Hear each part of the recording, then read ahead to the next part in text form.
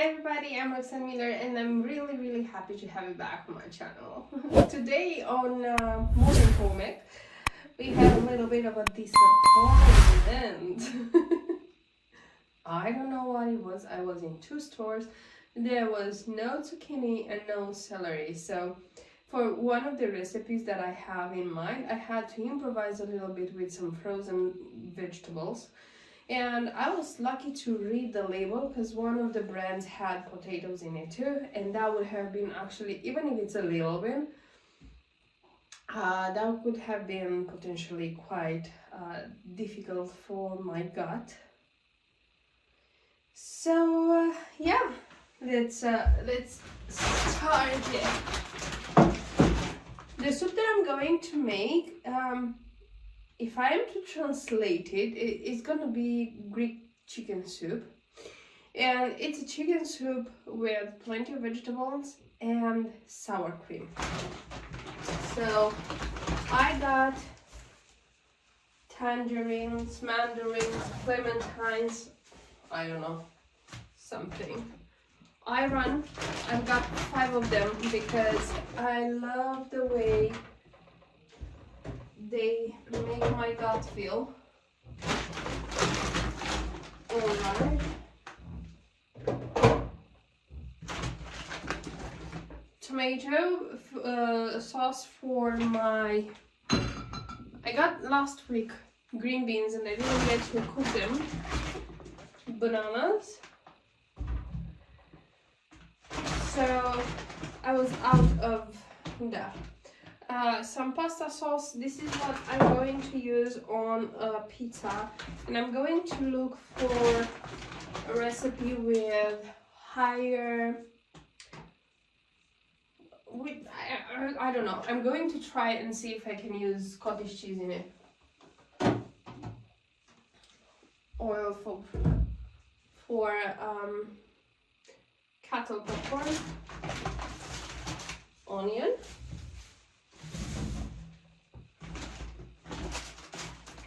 these biscuits with cream, it's 10 of them, and I got this high protein mozzarella. They say it has 30 grams of protein per pack, and it's 160 grams of mozzarella, and that would make them at around 280 calories, which is good.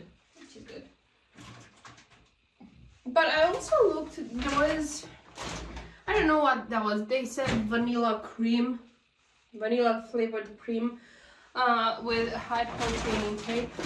Yeah, it was a 400 gram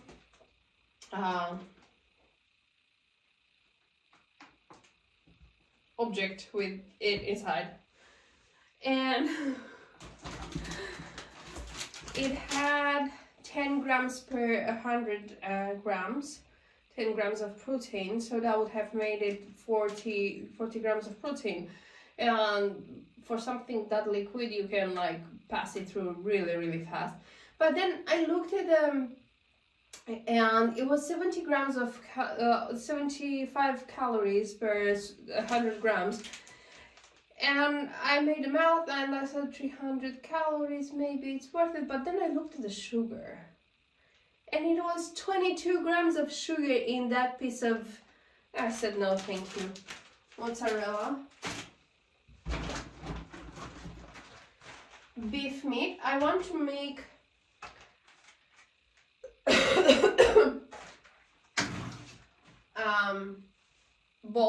rolls.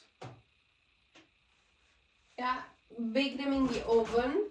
Chicken for the soup, and chicken for later in the week. These are drumsticks.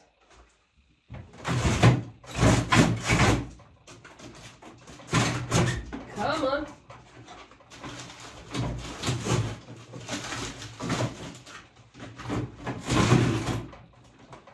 But I couldn't find the zucchini, so I'm not gonna make them today. I'm gonna make them tomorrow if I find. Sour cream for the soup. I'm gonna keep it out though, because I need it closer to room temperature. Greek yogurt, of course. A horse. Toast. I just don't like. People,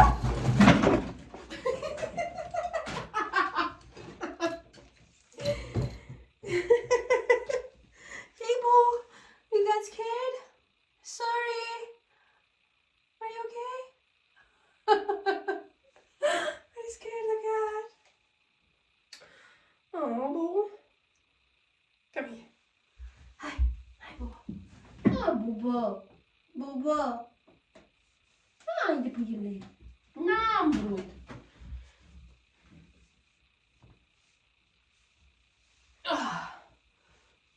Scared the old fella.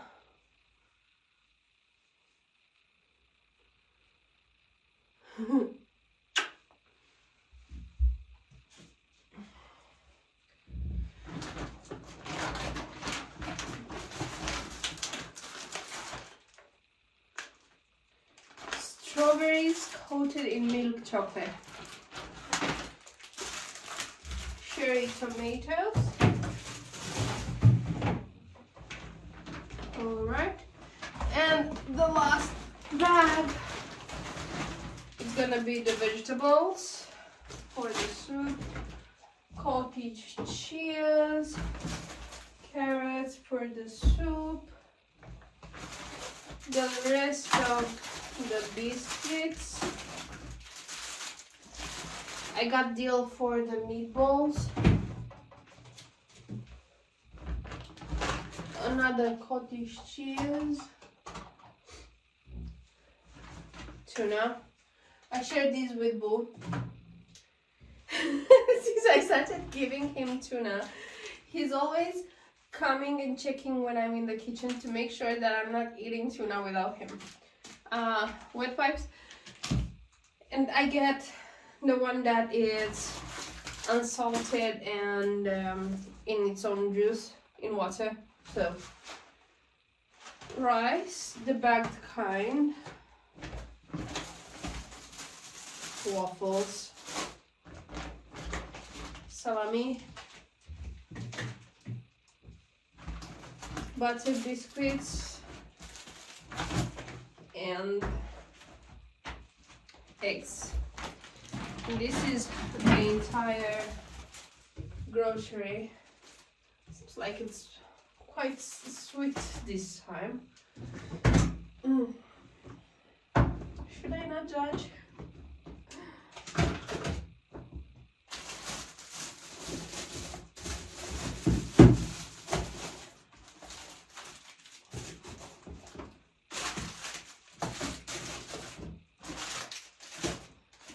Oh, and I finally cooked the dumplings, the plum dumplings.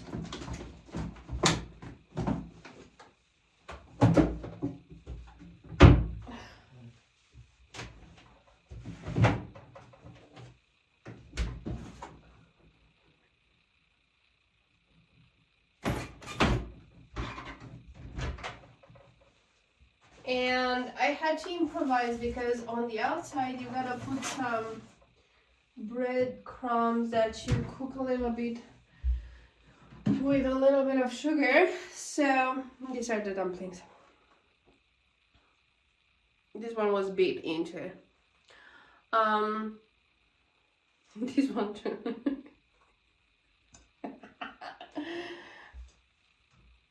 That's funny. Yeah, in the way. I toasted bread, made it really small in the chopper, fried it with sugar. It got bigger. I don't know how. But with this toast bread, you never know. It has a mind of its own. And then I chopped it again in the chopper. And it has a lot of cinnamon in there. So yeah, I don't know if anybody's gonna eat the rest of that. But let's start with the soup.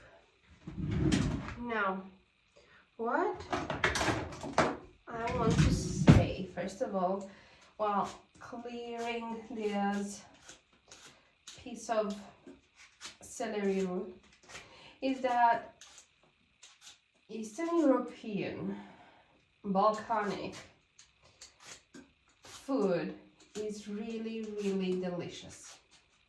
It's full of flavors and taste,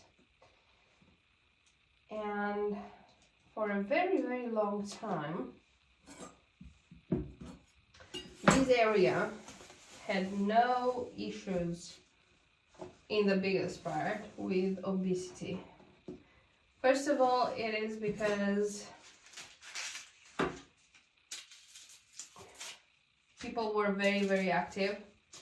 Plenty of them. The countries were basically mostly countryside, so people had to work on the field, and no ultra processed food. Like in Romania, most of the ultra processed food, and I'm not talking about sweets because they came quite early here, and also people would make stuff in the house too. But definitely communism had a say in it. But people were really, really active. Like, I have never had Pop-Tarts. Honestly, I'm not even curious. I only saw them like a year ago in a coffee shop. So there are things that do not reach these places, and I think it is because there is no demand for them. Like, I have seen in a store some Fanta that is brought from the US. The quantity of sugar in it, it's almost double than the one it's sold around here. So yeah, I don't think I'm gonna buy that can, especially since it's double the price, I think.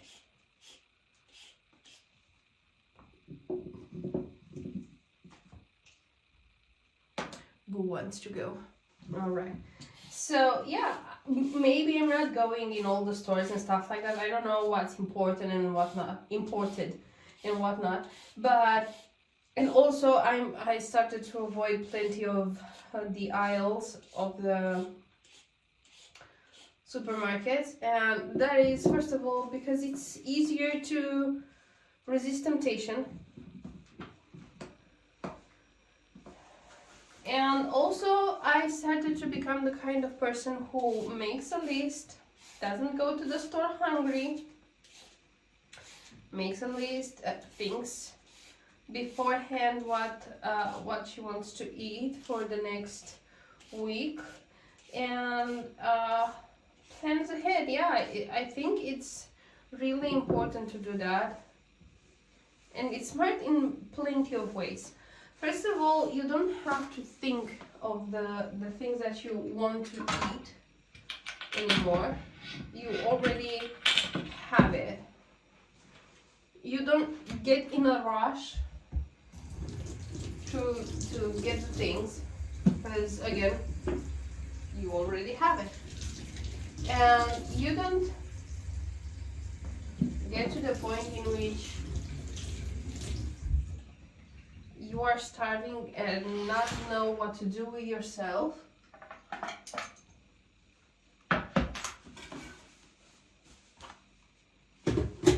Because you can just heat up your food.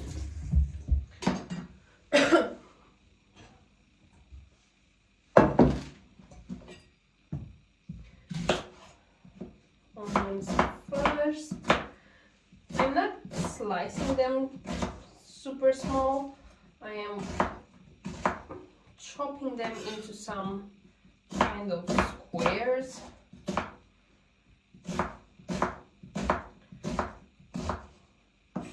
Also here in this area, most of the people will teach most of the mothers will teach their daughters how to cook. and if not the mothers, the grandmothers. But of course there are people who don't know how to cook. Like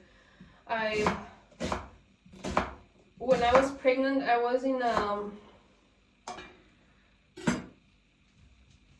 pregnancy group. We were all supposed to give birth quite in the same time frame, and it was quite a nice thing to be able to go through the same things with other people, because it makes you feel less alone. I'm gonna use 1 spoon of lard.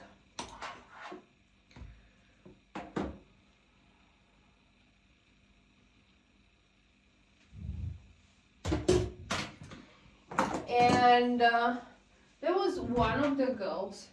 She was a first-time mother at that point, like me. And she was around my age or 1 year younger. So I was 25. So she was either 24, 25, 26, somewhere there. She was around my age. And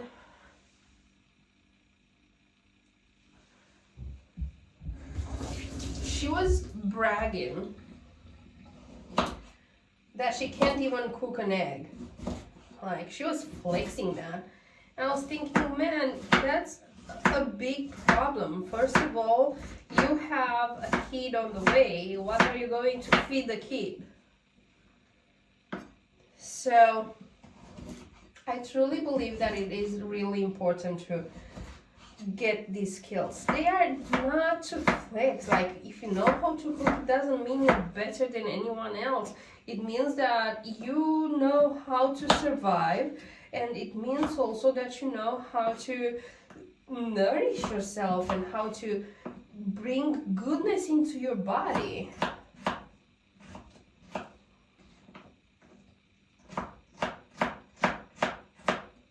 But of course, I didn't say anything because I would have done anything to avoid conflict. And that was one of the things. And second, that was not my problem, really. I mean, she was morbid obese, I was morbid obese. Who was I to judge?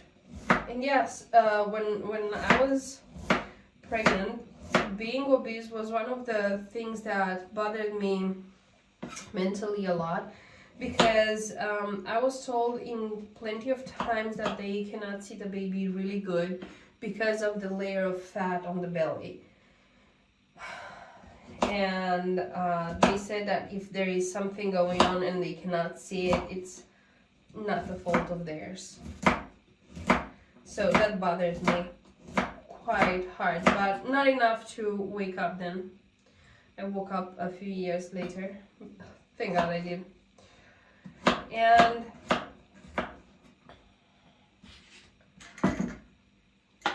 the fact that you know how to cook actually saves you a lot of money.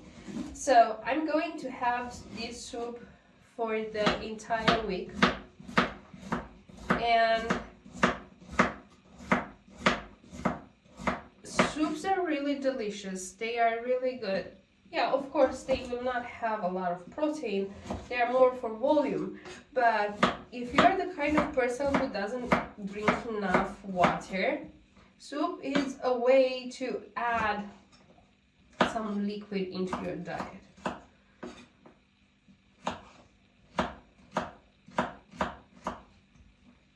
I did look at American soups because I wanted to see what else I can cook, and I swear some of them seem so strange to me, like so super strange. I mean, for instance, in Romania, the strangest soup I heard of was sausage soup, and it was like a regular soup, but instead of a piece of meat, you'd have a sausage in your plate. That was one of the weirdest soups that I heard of.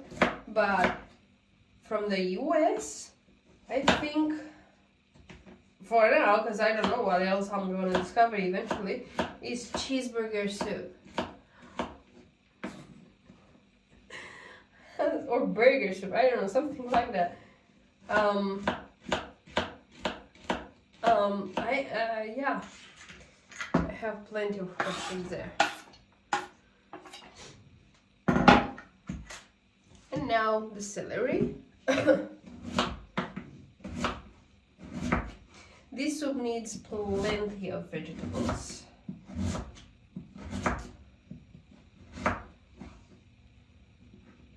So I slice it, and then I take parts like this, slice it again on the other side, and then chop it into little cubes.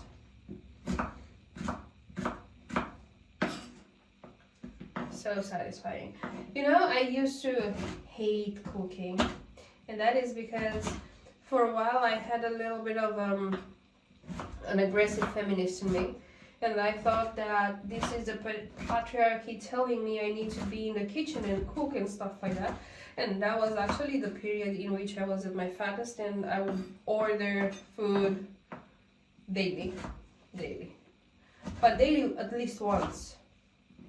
And I didn't want to be around cooking and stuff like that because I was not like my mother and my grandmother. My mom hates to cook too. Whenever she would go on a diet, her food was, oh my god. I'm gonna add this vegetable mix as well. It has kidney beans.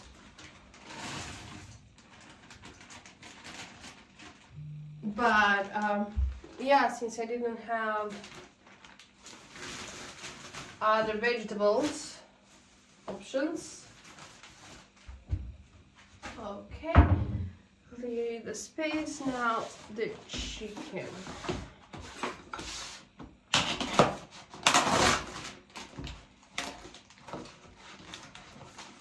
I get the chicken with bone and skin.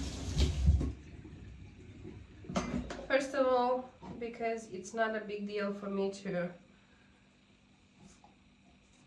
clean it.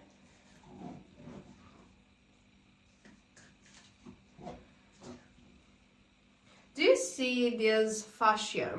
This little thing here. This is called fascia. And we have it too on our body. And it surrounds the muscles, goes through the muscles and stuff like that. And when you do not move a lot, it actually creates problems.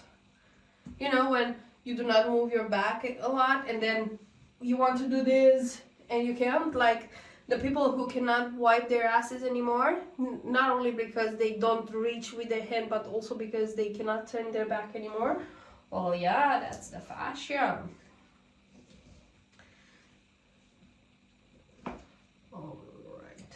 So I sliced it in the middle, and now I'm going around the bone there.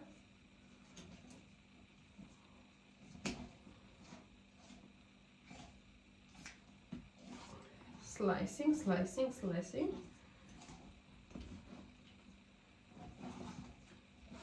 And there we go.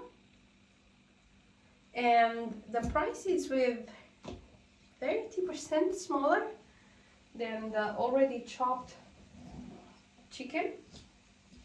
So I'm getting more chicken. I prefer 40% more chicken for a few minutes of, not even minutes, a few movements. Alright.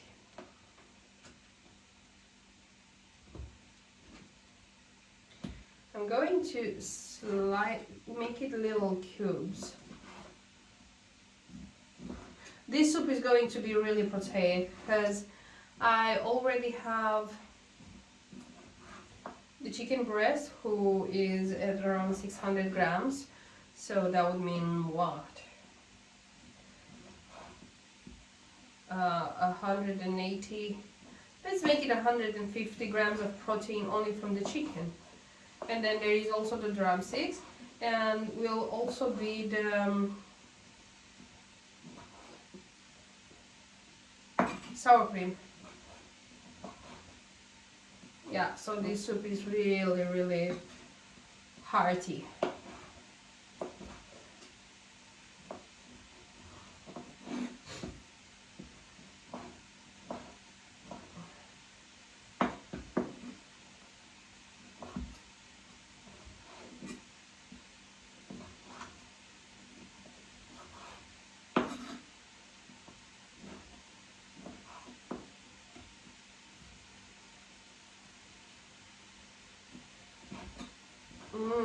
The vegetables start to smell really, really good.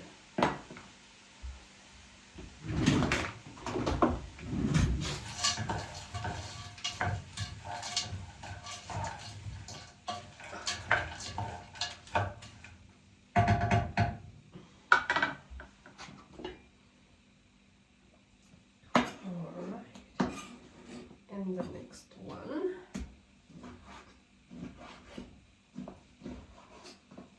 Oh, and this one we don't make it sour. It's gonna be quite sweet and it's going to have parsley on it. So yeah, I really think that cooking is a very important skill.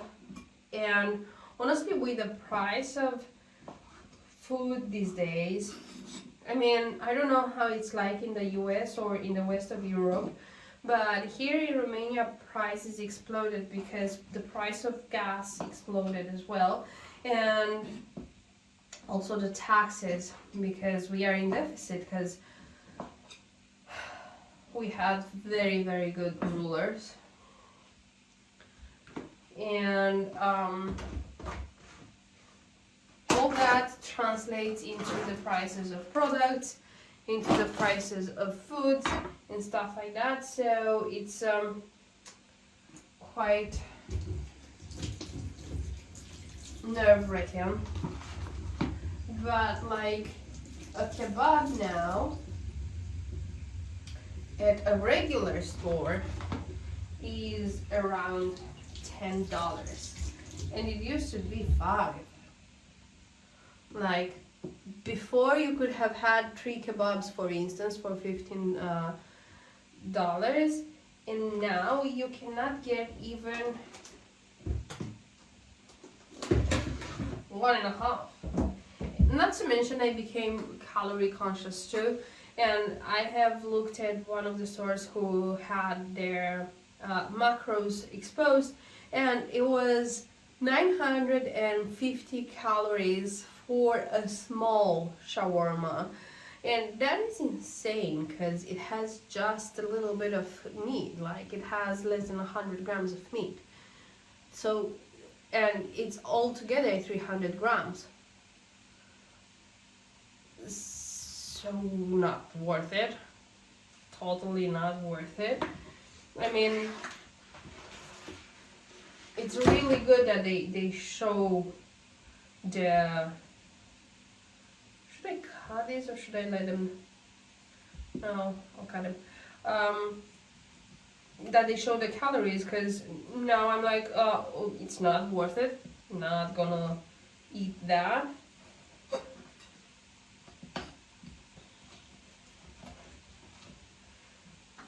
Plus, if I'm making the kebabs at home, yeah, of course, the meat is not going to be the same. Totally agree. But the rest of the ingredients are going to be ultra delicious, in my point of view. Because I choose better ingredients than they do, better vegetables and stuff like that. And I'm making the garlic sauce with Greek yogurt, so it's going to be higher in protein and way less in calories. I don't put ketchup on mine, so it's gonna cut there too.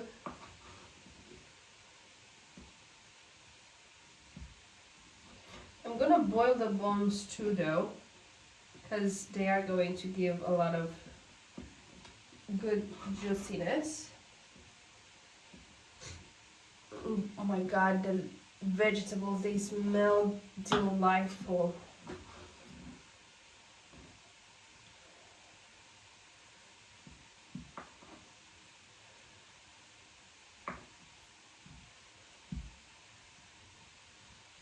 Oh, and last week's soup, oh my god, it was amazing.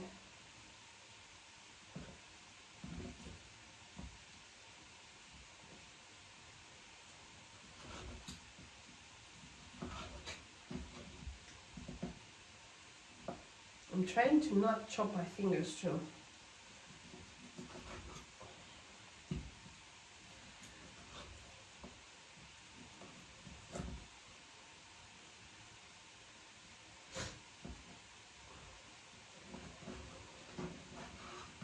Next week I'll be at my sister to get my nails done. I cannot wait. Oh my god. So she's funny about it, because I could have gotten them done here.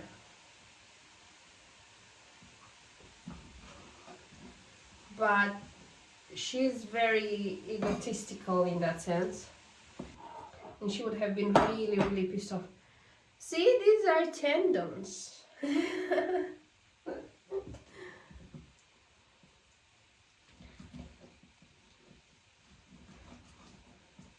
So yeah, this soup, it is a little bit of work. I could have gotten the upper thighs,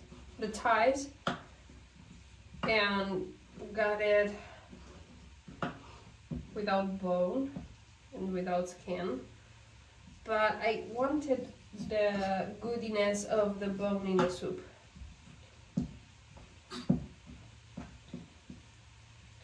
So decisions, right?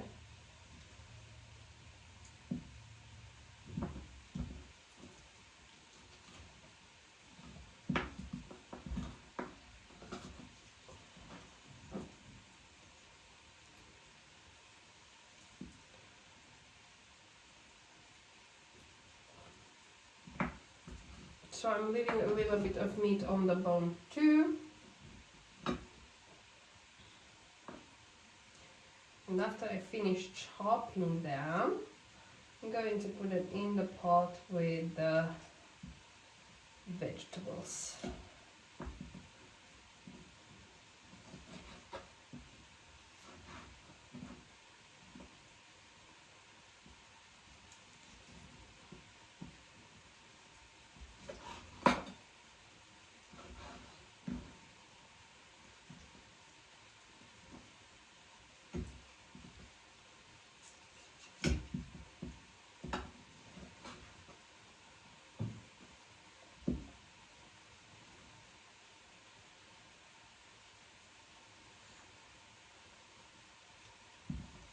Oh, and I think, because I started watching again Married with Children, and I think part of the reason why I didn't like cooking anymore at some point was because I got influenced by Married with Children in the I'm not gonna cook kind of way.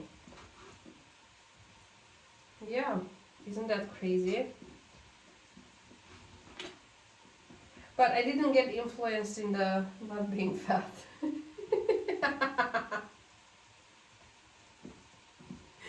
That's funny.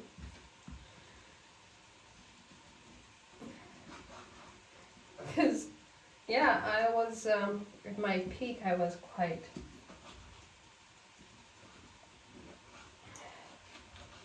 hungry. Yeah, I used to get plenty of sugar level droppings, and I would shake and see stars around me and stuff like that, and that was always because I would eat sugary things even though I didn't realize I was eating sugary things. Like, for instance, I mean things that spike your blood pressure, your sugar level. I used to eat a lot of bread, I used to eat plenty of carbs, like pasta 3-4 times a day, and then KFC, McDonald's, Burger King at least once a day, kebabs and stuff like that. Like, not filling stuff. Very caloric, very calorically dense stuff, but not something that would actually keep your blood sugar on a steady base, right? Like, you wouldn't catch me eat a piece of chicken breast. That was no. And I used to buy plenty of things that would be ready for the oven, like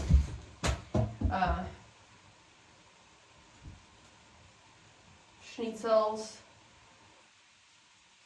meatballs, cheese bites, nuggets, fish fingers, battered stuff, right? Potatoes,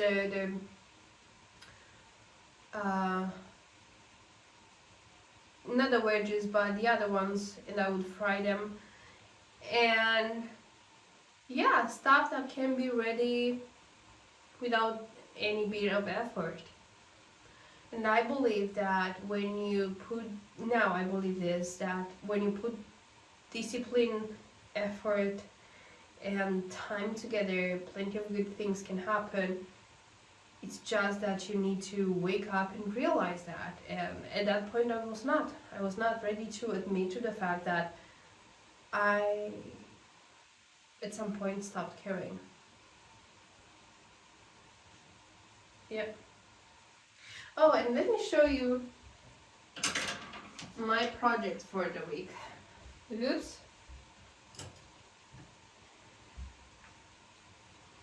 I'm making a dress. I'm crocheting it. So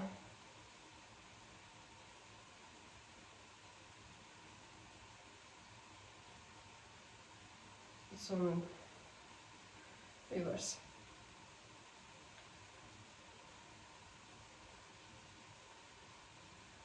So it comes like this, and it's going to have another strap on the other hand because it's going down, it's not staying, and it's going to be long. You cannot wait for it. I already see it. And this is a trait of ADHD, by the way. You start projects and then you don't finish them. Once in your head they start to feel like they are done with you and you're done with them. So yeah, it's really interesting to see myself get to the point of finishing projects and actually cooking, because I feel it like it's a little bit of a therapy session. It's not, once you start to see it as a process in which you get to nourish your body, you get to fuel your life. And the thing is that once I started to eat a lot better, and then I got my magnesium, bisglycinate type of magnesium, and eventually I had some plant-based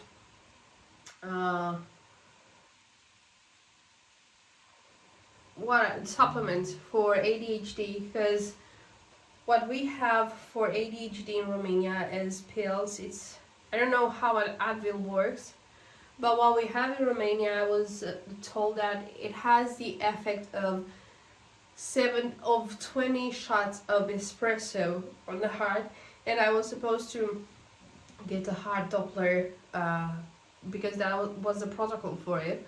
I said, you know what, the heart Doppler, it's easy, but I don't want that. Like, I don't want 20 shots of espresso every single day on my heart. And I had those plant-based pills, and I didn't even get the full dose. Like, they recommended 2 to 4 pills a day, and I only got 1 a day, and I was still seeing its benefits. And first of all, when I said, because it was a process, I was quitting fast food and ultra processed foods and stuff like that, and people around me would be like, oh, I don't know how I live because I couldn't live without my cookies and my chocolate and my biscuits and stuff like that. But it's a lot easier when you don't have around them. When you don't have them around, it's a lot easier. You have more willpower at the store than you have at home. So even with the sweets that are right now in the pantry, it's not something that I like, so I'm not gonna touch them. So I got those pills. I was quitting all the junk food. I was still smoking and I was still drinking when I got them. Those pills are good for anxiety too, and for perhaps mild depression kind of thingy, but like they're not full-blown pills, right? So I would recommend them only if it's like you have manageable situations, like even without the pills. And it was weird. The first thing was that there was less noise in my head. I was able to focus on more things, become more productive. So I learned how to do those things without the pills. And when I was talking to the shrink about the ADHD medication, she said, you know what, it's interesting how you created for yourself plenty of ways to function. Because I was undiagnosed for 32 years, and most of the times I was called lazy, or you could do so many things, but you are so smart, you could learn so many things, but, and then called lazy, called undisciplined. But the reality of the fact was I was really good at the things that I was interested in, and I sucked big time at the things that I was not interested in, and that I didn't care for the logic or something like that. Or when people didn't know how to explain to me the things. Because for instance, in high school, I struggled with math. For 8 years, I had minimum 6 hours of math a week. And then in the 8th grade and in the 12th grade, I had extra because I had preparation for exams and stuff like that. In high school, I struggled barely passing the class because the teacher was so damn dull.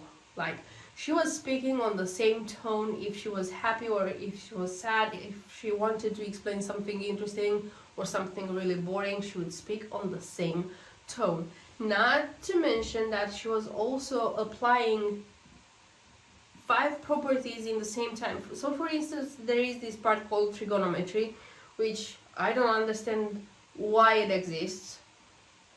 Like, it's so abstract, I don't know, whatever. But in this type of math, you were supposed to work one little bit of exercise in like 3 pages. But because she wanted to fill up a lot of things in an hour, she would actually make the exercise in 3 rows. She would solve it in 3 rows with 5 properties at a time. And I'm like, dude, I didn't understand one property, what it does. So she lost me. So, and then she got me back for a short time when we were studying the matrix, which was really interesting. I don't recall what it was, but I did like it. I don't know. And then when it was time for final exam, I was scared to death because I didn't know if I'm going to pass it, because the high school was a big 0 in my head. Like, I mean, yeah, I wouldn't be able to make it up to a 5. What is that, math? So then I found a teacher who was a real teacher. He was old and full of mathematical jokes and stuff like that. So in half year, he educated me on 4 years of high school. And so we get the 10, and at my final exam at math I had 9.61. I made a mistake on a differential.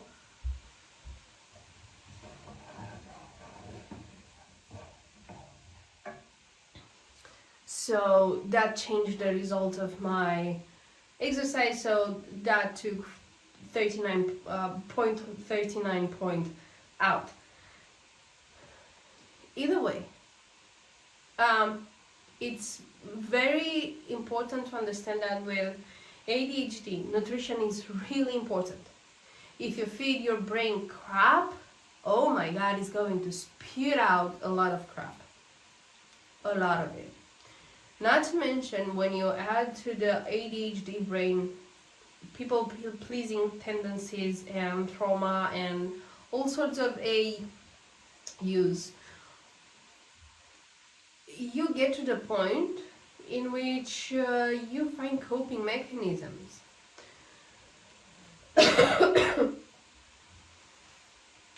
And yes, it took me too many years to solve the jigsaw, but I'm happy that I finally did. Like,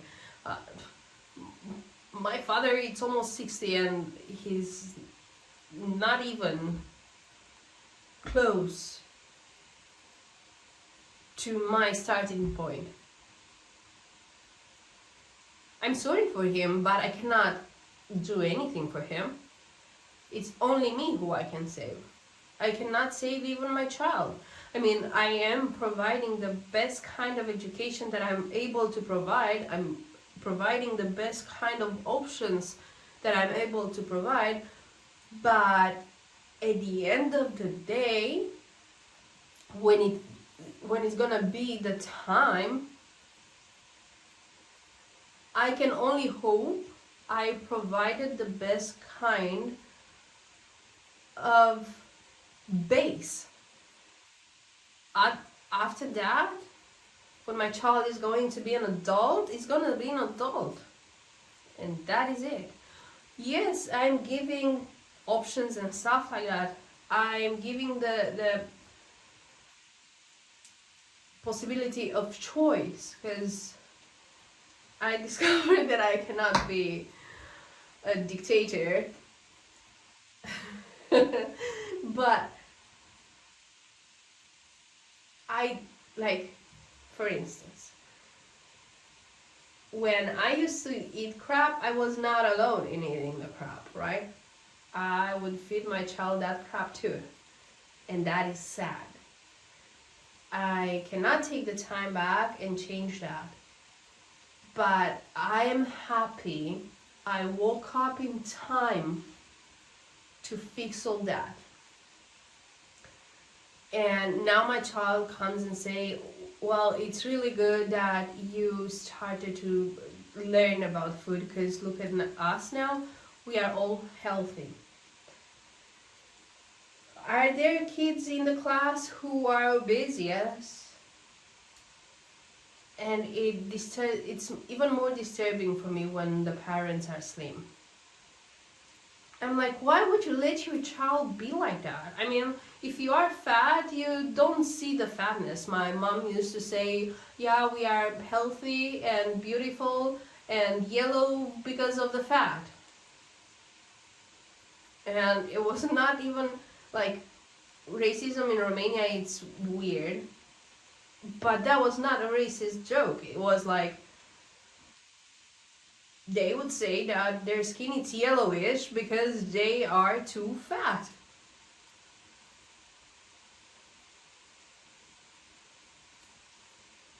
So when you are fat as an adult, the chances of your child to be fat, obese, morbid obese are huge.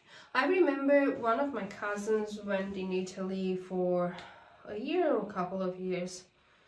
My aunt moved there with her ex-husband, and she took the boy with her too. And when they came back to Romania, he was so fat. He was round. Like, we were fat too, but not that level. So his eyes were like this. He was squinting because all the fat on his face was pushing his eyes.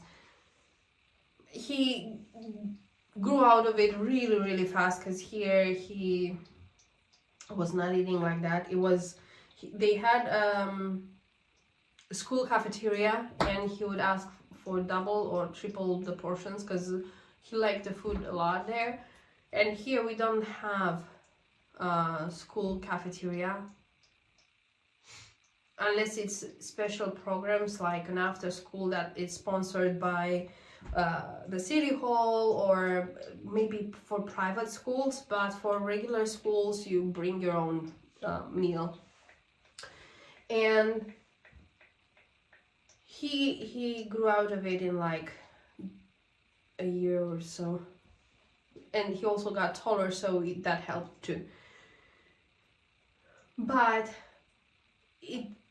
it's nerve-wracking for me when I see, because I've seen people who, even in my circle of friends, who were slim and their kid was morbid obese, and I'd be like, dude, there is something wrong. What did you do to your child? What happened? And what were you not paying attention? Because the kids, they either learn, either have been through something. Yeah, babies can be really fat. They can look like Michelin men. But guess what? By the time they start to walk, they lose that baby fat. Unless you feed them crap. And to me, it's again insane with the bottled baby food, with the juices, with the snacks, with the crabs, with the... I mean, okay, I didn't cook everything, but to boil a few legumes and mash them, to boil a little bit of meat and mash it, it's not that difficult. Plus, you do not need to teach your kid to eat processed crap. Yeah, I did buy a few puffs here and there because I was not going to cook that, and also because in the park everybody had those, and yeah, peer pressure and stuff like that, and cravings and all that crap. But it's one thing to have a little snack, and it's another thing to feed your child only processed crap. Yeah, it's one thing to have that little bottle of processed food if you are on the way and you're going to drive, I don't know, plenty of hours, and they last better because they have a lot of preservatives and stuff like that. They last better than real legumes and vegetables. And I remember that when I started the diversification with my child, I was at my parents' and that was funny because I've gotten a purple potato, and my father would know that potatoes would turn purple when they had frostbite. And he saw the potatoes in the fridge, and he came to me and said, I don't want to intrude or something, but like, why are you giving the baby frozen potatoes? You know they're not good, right? And I found that really, really sweet. I did, and chuckled and said, hey, no, it's purple potatoes, it's new to me too, but I wanted to see how they are, and yeah. It's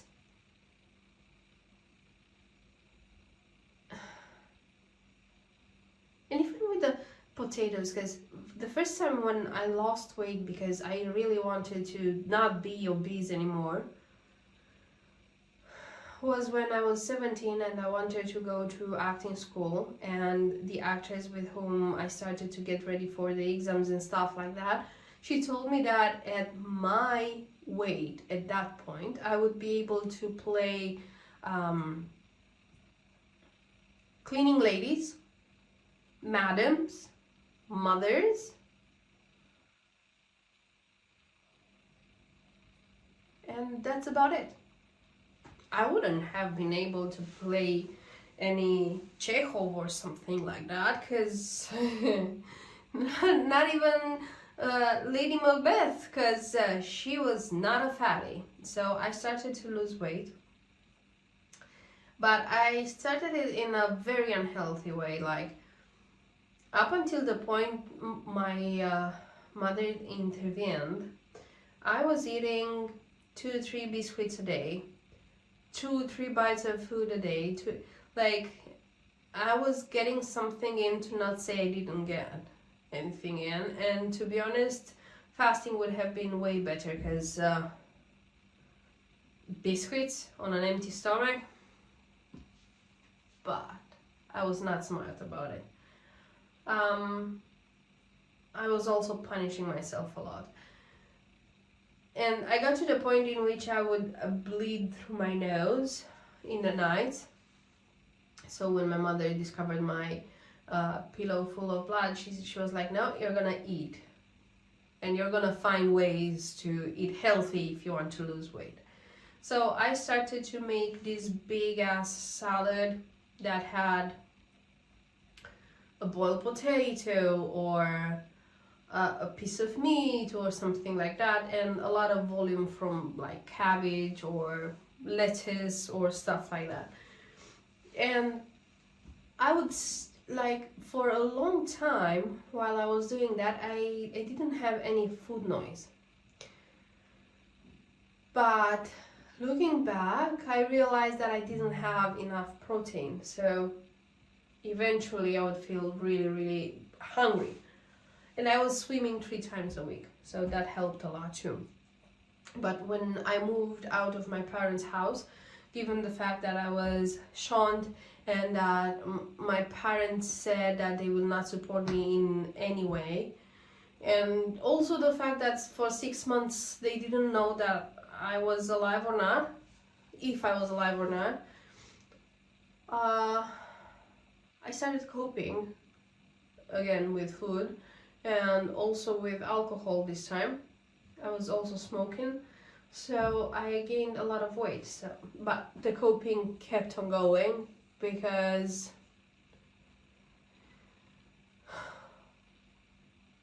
I didn't want to look at what I was missing. What was the thing that I wanted to fill up, and it was not working with food, alcohol, cigarettes and stuff like that. And yeah, now I recognize that even if I had healthy relationships or healthy friendships, it was the relationship with me who was toxic, and it was for nobody around me to fix me. And that was actually the blessing in disguise that I was not able to see. And also I remember that with my friend from childhood, from the church, she was shunned too eventually. She moved in with me for like a couple of weeks after a failed relationship, and I had a family size of potato chips. And now, yeah, I used to eat all that, like 200 grams of chips, no problems. The portion is 30, so I was eating almost 7 portions at one go without a problem, and still be hungry after that. So we were watching, and she was slim her entire life, so we were watching something on my laptop and we were eating, and then she was like, okay, we're done with the chips. And I was like, no, we have over half a bowl here. No, we're not. So she tried to get the bowl out of my hand, in order to like wake me up, because she was like, dude, you are getting fat, shut the up and like stop eating. And I wouldn't take that, so I jumped with my belly on the bowl to protect the bowl and stained the clothes on me. And she was like, you're so disgusting. And I was like, so? Yeah. And you know what? When you have friends who tell you to stop, you actually get triggered.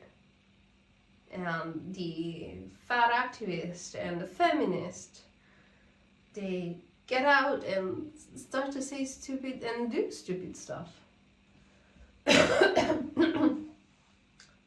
So yeah, it is difficult when you are turning the blind eye on yourself to see that actually others want to help you. I started to look at slim people and slimmer people to see how they act around food, how they chew, how they drink around food, how they eat, when they stop, what do they choose to leave on the plate. And even if it's like one bite left, if they don't want it anymore, they're not going to take that bite. I was on the side of the population who had to finish everything on the plate because there were hungry kids in Africa. And I had struggled with pushing the plate away for such a long time. And it's a conscious effort. Once you learned how to eat up until the point you are going to explode, like one more bite and you're going to explode. And even with that, you're going to find a way to find a place for that bite, because it's on the plate and it's a shame to leave it there. Once you learned this, it's really hard to learn how to get up from the table without feeling like that. It's really hard to understand that you can survive on not feeling that fullness. It takes a lot of work with yourself, with your relationship with food. You have to learn to eat protein because that's going to keep you fuller for a longer time. You gotta learn that, and you gotta learn to read your hunger. Is it real hunger, or is it hedonistic hunger? Is it something that you want to fill up? And it wasn't about food, it was about something else, emotional.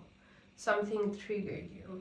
And last year, for instance, for me it was really challenging from this point of view, because I've had a roller coaster of emotions. I had to go through some really difficult situations emotionally, because they were part of my healing journey. So I started reading a book in the hopes of finding information to create some healing content on I'll call it vital energy. And I discovered a book that was talking about healing after SA, and that's when I came across information that brought light on my own experience. I'm getting goosebumps. And it was really important to understand that what happened was real, that what happened had a name,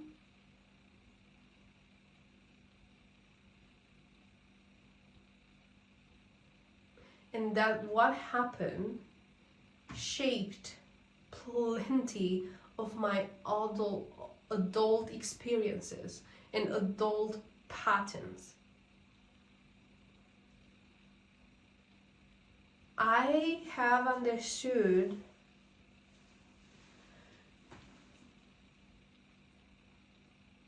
that love was physical contact, or the idea of potential contact. And that messed me up a lot.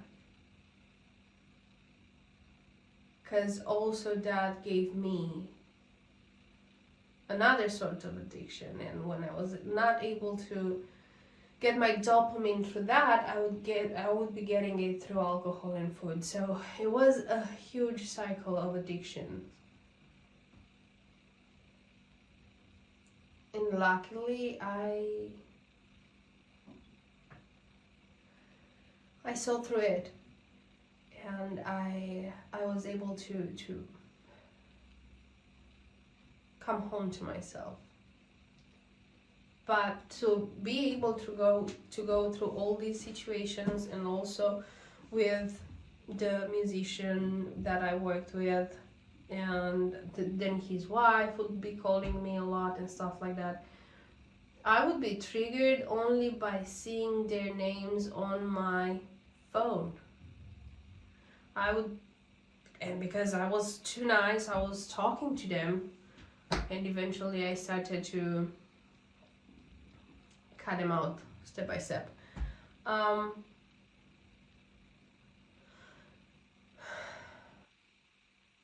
I would find myself in moments in which I'd say, I want to eat something. I feel the need to eat something, and then I would talk to myself and say, hey, it's not real. The hunger, it's not real.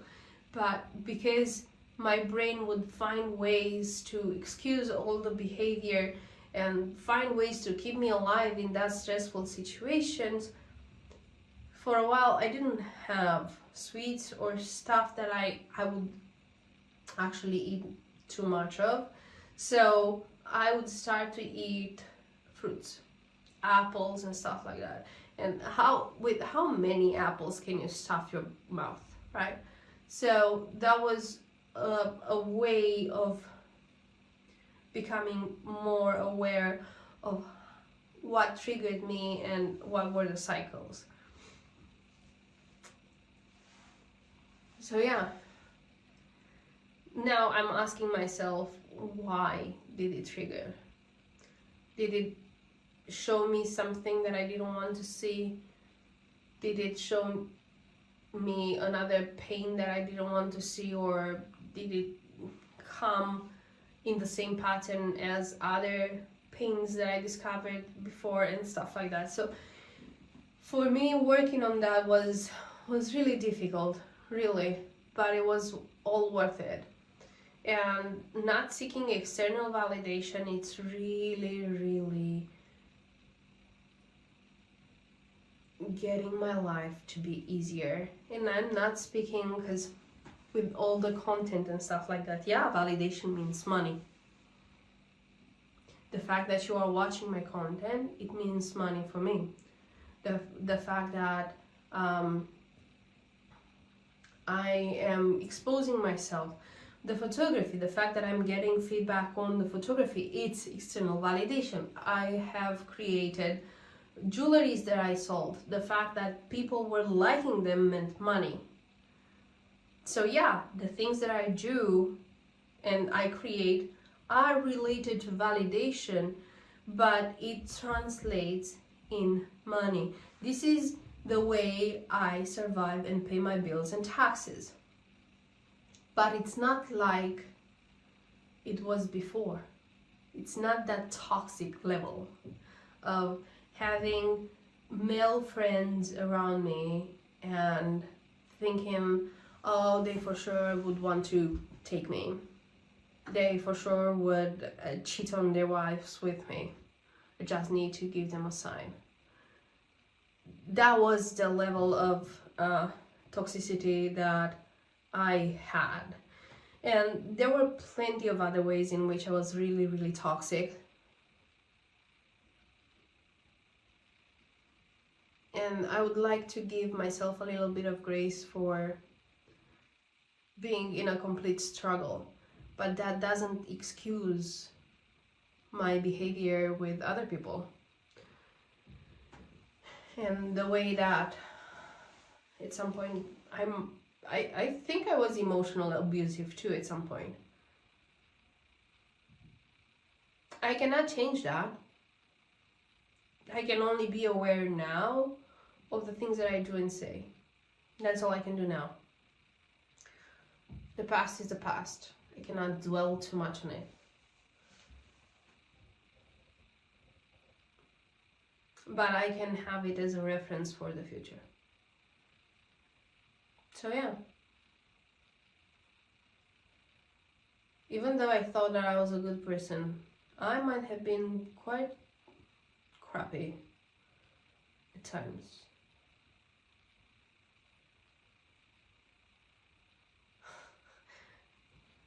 Never had the intention to hurt anyone, but yeah, I'm good now that I woke up. Addiction is not good, man. It's not good. So I will be going to do my crocheting because I want to finish this sleeve today. Where is it? Here.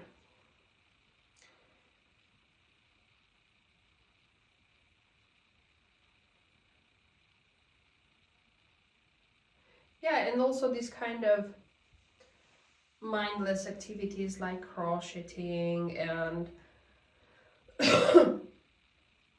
jigsaws and needlework and stuff like that, they are really, really good to massage your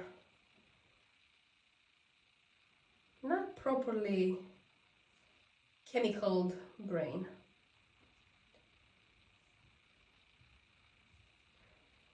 I need to sit for this one because the material is getting heavy. So yeah, I'm going to, while the soup boils, I'm going to crochet this thing.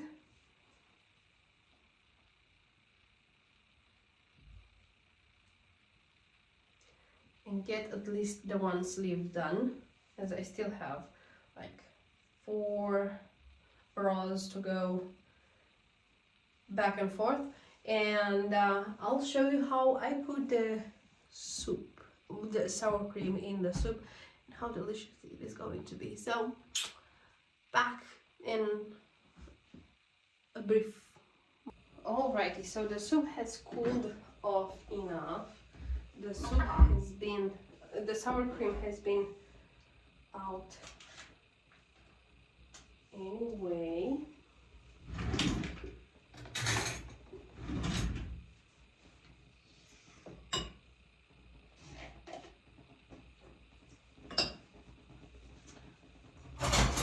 And I'll put a little bit of the soup in here to make sure I'm bringing it to the same temp.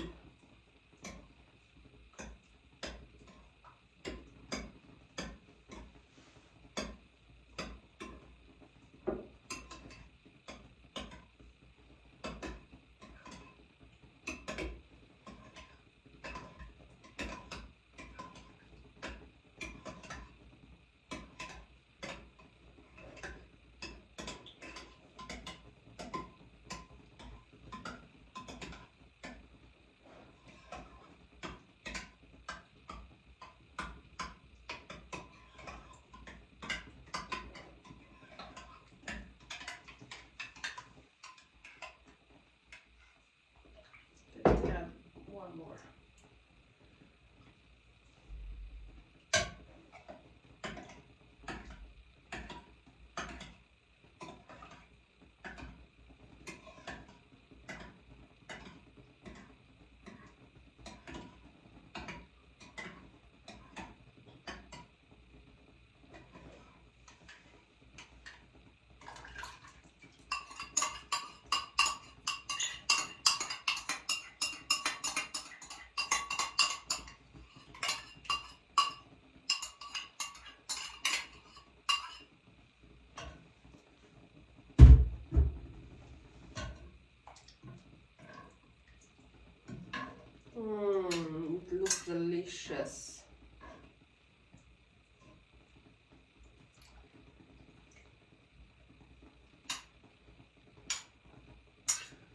quite fatty.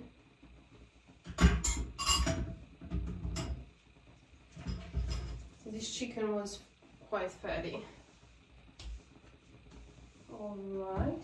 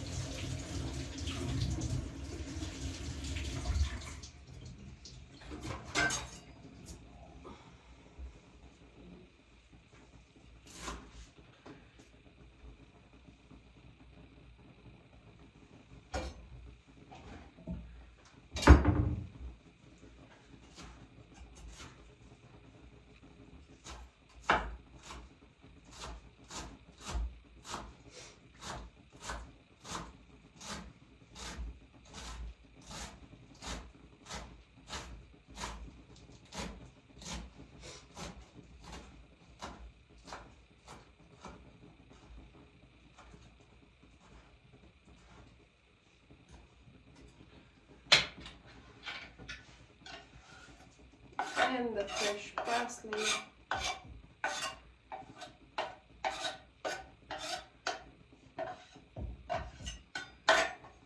And we have soup for a week now. Let me take you closer. Oops. So, yeah, this is how it looks like. Super delicious.